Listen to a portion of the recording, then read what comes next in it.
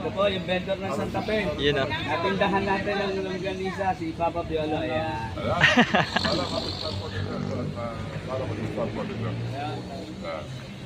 Pakapos natin yan dito. Baka maging regular customer niya. Tubig lang siya. Tubig, tapos Kalating tubig lang. Tapos pag natuyo na yan, magbabaw na ito, tutugan lang ng tinidor. Kaya ito para lumabas ko na. okay. Meron ito, kung gusto niyo. Karawon.